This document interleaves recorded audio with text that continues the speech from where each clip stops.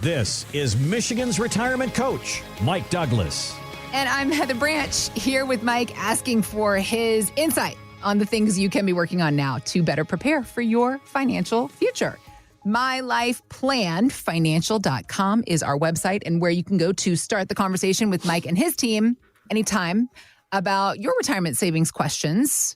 You probably have a lot of them. We all do. There is a lot to figure out, but you don't have to figure it out by yourself. We also have links posted in the show notes. So you can just click there or, again, find us anytime at MyLifePlanFinancial.com. All right. Personal note about yourself. Because you spend your days and weeks and months talking to people about they've made it to their retirement goal line. They've saved all this money. Now it's time to live out their dreams. So getting all that insight and perspective at this age, when you and your wife are young, in your 30s and 40s, you've got your 4 kids, do you ever think to yourself, I don't want to wait till retirement to do this thing. I have this dream. I have this wish. I have this want. I don't want to wait. Because of the conversations that you've had at work. Yeah, it's tricky. So doing what we do, you're very blessed to get, people say all the time, if I knew 20 years ago what I know now. Yeah. Most of my clients I deal with are 20 years plus older than me. So I get the benefit of their insight, their wisdom, their maturity today. And it helps me make decisions. I'm always asking people, if I sit down and they say, we've been married for 38 years, I say, holy cow, we're not talking about finances for a while. Let me just pick your brain, because Kimberly and I are 17 years in and I want to make sure we make it to 38, Mm-hmm. And so having those conversations is really, really fun. The challenging part can be, though, they're describing these awesome vacations and trips they're taking. Yeah. And we love to travel. And not that it's a keeping up with the Joneses type thing, but it can be like, hey, that sounds really fun. Could we make that happen? And we've done that. You've got 4 kids. You've got 4 little kids. So whether or not they're coming with you, you got to figure out their situation, which would require some money on some level. Yeah. And I think that, we talked about before we came on today, how, you get these different phases of perspective. People tell me all the time how quickly life goes and how much like, your kid's gonna be grown and gone before you realize it. Yeah. And so that has really put a emphasis for Kimberly and I on spending as much time as possible with those kids. We can grow the business, we can grow the podcast, we can do all these things the rest of our life. Mm-hmm. What I can't do is have Christmases and summers with these kids at this age the rest of my life. I only get so many. Jesse Itzler famously says you get so many, you get 18 summers per kid, and that's it. And I always talk in terms of Christmases, because Christmas is my favorite day of the year for so many reasons, but also just like the nature of waking up together. We have nowhere to be. We have nothing to do. And it's all about us as a family. And I think it's a beautiful thing. And so when we have that day and the joy and everything it brings, I think of the fact that my son, who's 13, it's like I got 5 or 6, maybe 7 more Christmases with him. Yep. But even those ones at 18, 19, and 20, he's going to be different. Like, They're just different than they are when they're little. Yeah. He's not a boy anymore. And it's going to be like, and it's onto a different phase of life with your adult friend children. And it's different and it's cool. I'm sure it's beautiful. But it makes you really reflective of some of those things. And I'm very protective of those years now because of the insight I get from the people I work with. Sure. Right. It's almost, there's a little bit of a catch-22 situation. Like, it's great that you're getting that insight, but part of you, it also makes you a little bit anxious. Like, I'm sure. Well, it makes you have conversations like, do we only want to have these 4 kids? Like, if it goes by this quickly, what if we had more kids? Should we have more kids and restart that clock and guarantee ourselves more time with our children? There's other days when I'm like, these kids are a lot of work, and these kids are exhausting and expensive. Yeah. And it's like, it'd be nicer just for Kimberly and I once in a while. But one of the great things I learned from people was to invest in our marriage more and more. Take a trip, just the 2 of you, as often as you can. And up until our 10-year anniversary, we never took a vacation, just the 2 of us, because our kids were so young, you couldn't, right? If someone's always nursing, if someone's always being changed, it's hard to do. Yeah. But once we hit our 10-year anniversary, we decided we're going to take an annual vacation, just the 2 of us. Doesn't have to be anything huge, but we're going somewhere for more than an overnight, because you do the overnights, like a Valentine's overnight or an anniversary overnight. Sure. And by the time you drop the kids off to get them to the sitter, it's like 3 p.m. Then you rush out to somewhere, you eat dinner, you go to the hotel, maybe see a movie or a show. Then the next day you're up, you're checked out by 11, you're heading back, and it's like a whirlwind. But an actual vacation, the 2 of us, that was a great piece of advice we got. And we've been very diligent about it to go somewhere for the 2 of us, and not not somewhere nearby. Like we'll go to Mexico. We'll go to somewhere good and that we can get away for a week. Kimberly doesn't have to take care of anybody for the week. She doesn't have to provide food. That's a big deal. We have to go somewhere that's all inclusive because on a vacation, we neither one want to cook. And so we do something like that. And that's really powerful, but also not forsaking trips with our kids. So it's been very balance. Significantly more benefit than any detriment of getting this advice at this age. I consider it literally a treasure trove of knowledge that most people my age don't get because they spend their whole time just in the grind. So I'm very, very blessed to get that information now. Thinking about the folks that come into your office that are hopefully now getting ready to take multiple trips a year with just their spouse or just their significant other. And what they work so hard to earn and save because they have these goals, these tangible things that they want to do in their retirement years. There is this notion, and I'm sure you've had these conversations talking to people, you work so hard to earn and save, you get to your retirement years to quote unquote do those things that you've always wanted to do. But then, particularly if you haven't planned appropriately, you might have a situation where you'll be face to face, especially lately, with the cost of things. You'll start to think to yourself, is the cost of that thing that I've waited so long to do, is it going to bust the budget? And so then you start to wonder if it's worth it. Yeah. However, there was this list that came from GoBankingRates.com talking about the 4 money splurges you'll never regret in retirement. And they said that those are splurges on your health, splurges on your family, splurges on travel, and splurges on charity. So thinking about the conversations you have with folks in your office, do you agree with these floor splurges? Would you say that there's probably no regret behind these kinds of things? How do you have these conversations with people to help them meet? Is it sometimes we have to pare this back or let's dial it up? How does it go?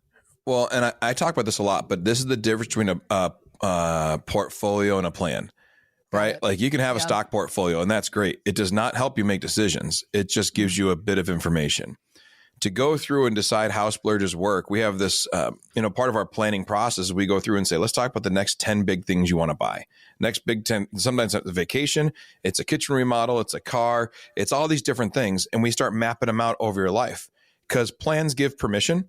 And so if we go through line by line and say, all right, if we do this to this 2024, if this year you take this trip, and 2 years from now you take this trip, and 2 years from then you take that, or 1 year, and when do you want to do these things? And we put them in the software and it goes down line by line and says, based on this, here's how much money you'll have the rest of your life. Here's how much you'll pay in taxes the rest of your life. Here's how your Social Security will be affected the rest of your life. And you go through and you run it all out. Well, then it's not a matter of if we can do it, because the reason people don't do things is out of fear of making the wrong decision. They're afraid I'm going to screw it up. They're afraid that I'm going to make a decision today and I don't realize about 15 years from now I'm going to pay the price for it.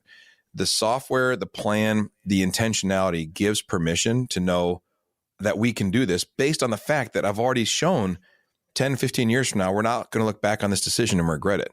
Now, sometimes we do have those conversations. Someone comes in and says, well, I hate financing vehicles, especially at today's rates. And I understand that. And they say, so I want to pay cash for this $80,000 truck. And I want to pay cash for the $40,000 RV that I'm going to pull behind that truck.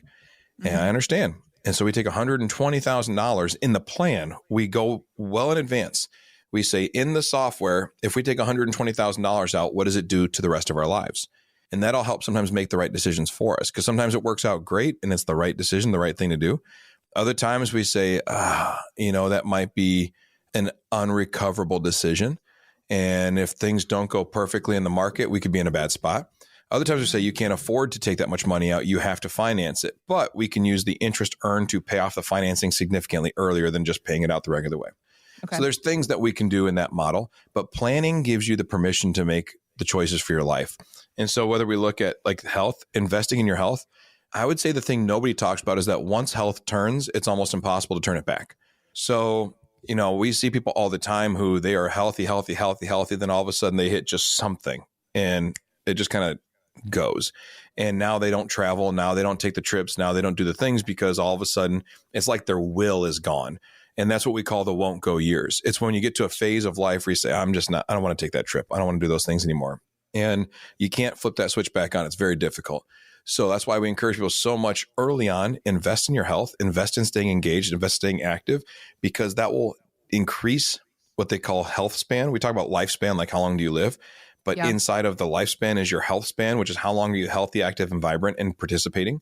And the further we can push that out, that health span number, and it's not used just by like financial tools, it's used by regenerative medicines and healthcare, where they're trying to figure out just how to make you healthier longer so you can enjoy life longer. Yeah. So that's a really valuable tool. Family, I already went on for a while about investing in your family. I don't think there's any greater investment than your health and your family, because at the end of the day, I don't think anybody ever looks back and says, man, I wish I had saved more money on their deathbed. You know, I think they say, I wish I'd had more memories. And that's where we want to be. Travel's incorporated into that. You know, you can go anywhere in the world, but it's who do you go with? And that can become one of the most exciting things. You know, it doesn't have to always be family, but if you have a best friend who you've always wanted to go to Europe and bike across whatever, then go do it. You want to go on a Viking cruise, go do it. But again, the plan gives that permission, right? So we use that plan to say, where do I want to do? Where do I want to see? You know, I had one client who said I had goal to set foot on all 7 continents in the world. And I was pretty amazed by that. I was like, man, even all Antarctica? 7 continents. No, I said Antarctica. She goes, yeah, it's great. You take a boat from South America, you get off, you take some pictures of penguins, and you get back on the boat for dinner. Okay. And, okay. She made it to 6. I get it. She made it to 6, which is pretty awesome. Yeah. And what my dumb brain should have said was, hey, that's 6. That's incredible. But instead, what did I say? Well, which one didn't you make it to? And she was like, Antarctica. And I thought, well, that's fine. But yeah, so what do you want to do? What do you want life to look like? And then charity. Charity is such an interesting one because I fully agree with it. I think that life is more than just us. It's just more than just ourselves. And there is something so rewarding to being generous. You know, there's the running joke that there's no U-Hauls on hearses. And so to give to charity, to give to churches, to give to things that you believe in and that you're passionate about, it's an empowering thing. It's something that makes you feel like you're part of something bigger than yourself. Sure. And when you work in a job, you are part of something bigger most of the time. You know, whether you're building cars or you're working in a financial industry or whatever you're doing, you're part of something bigger than yourself because I'm just a cog in the wheel. Maybe you own a company and you're like, but I'm part of something bigger because I'm employing other people. And so you're part of something. And then you retire and that element of purpose can disappear. Yeah. So if you don't repurpose it into something, whether it's giving to charity or volunteering, because sometimes it's not just money that you need to invest. Sometimes you got to put some boots on the ground and put your hands in the dirt and go plant some trees or go serve at the food bank. There are ways to add years to your life, and you can add life to the years. So these are all things that add life to your years. I can't say that giving to charity is going to extend your life. It'll just make it feel like you accomplished more in the time you had. And so I think those are the best things to invest in. And these conversations, you know, how do we get permission? Not like some financial guardian at the gate who says you can or you can't spend your money, but your brain has this mechanism that protects it. And literally, if I go through and say, I don't know the result, I may be very hesitant to making the decision and doing something. Sure. So as a result, what do? Well, I guess we can't go on that trip. Why? Because what if it affects us down the road? Having these conversations, building out plans that factor in inflation, factor in taxes, factor in Social Security, factor in Medicare, Medicaid, factor all these things in. It gives you the knowledge you need to make informed decisions to do all the things you wanted to do. Mm-hmm. Rather than getting to 80, 85 saying, man, now I have the money, I just don't have the time, energy, or health. So no, instead what we need to do is we need to make sure that we're doing those things early on, front loading our retirement and having a plan that protects it across the board. So that's what a successful plan is. On our website, mylifeplanfinancial.com, there's a button that says start your retirement roadmap today. And if you click on that, it engages this conversation where we just say, all right, here's some questions you need to be asking yourself. Here's questions we would ask of you. And it starts that conversation of how do we make sure that we live life with permission, not out of paranoia or fear. We don't want to be paralyzed by lack of information. So if we can have that knowledge, have the information, well, then we can go forward from there. Because again, at the end of the day, nobody sits on their deathbed saying, man, I'm glad I saved all this money. Right. I like the idea. Planning gives you permission to not just spend, but to do lots of things. Yeah. You think about one vacation that you make in your life, you plan for it. You think about a wedding or a birthday party, you plan for it. Having a 401k, having savings, that is fantastic, but that is not a plan. That's something we also try to reiterate on these conversations a lot, because a lot of people think that they show up to retirement's doorstep with that savings account and that they've got a plan. And there's so much more involved. I think a lot of people avoid the conversations because they get so overwhelmed and so intimidated. It can feel even more overwhelming and intimidating if you try to go by yourself. So that's what Mike and his team are wanting to help you avoid. You don't have to go by yourself. You don't have to be overwhelmed or intimidated. They are here to help you get to work on giving yourself this permission that you have worked so hard to earn. You deserve this in this next phase of your financial life. So let's get to work on it. MyLifePlanFinancial.com is where to start the conversation. We also have links posted in the show notes, so you can just click there, or again, find us anytime at MyLifePlanFinancial.com. Thanks for listening to Michigan's Retirement Coach with Mike Douglas. To learn more, visit MyLifePlanFinancial.com. Michael Douglas is an investment advisor representative of Stewards Wealth Planning, LLC, a registered investment advisor. Financial professionals are not licensed in all 50 states. To find out if Michael Douglas is licensed in your state, please call 517-323-7526. Stewards Wealth Planning, LLC is not affiliated with nor endorsed by the Social Security Administration or any other government agency and does not provide legal or tax advice. Annuity guarantees rely solely on the financial strength and claims-paying ability of the issuing insurance company. By contacting us, you may be provided with information about insurance and annuity products offered through Michael B. Douglas, NPN number 9650939.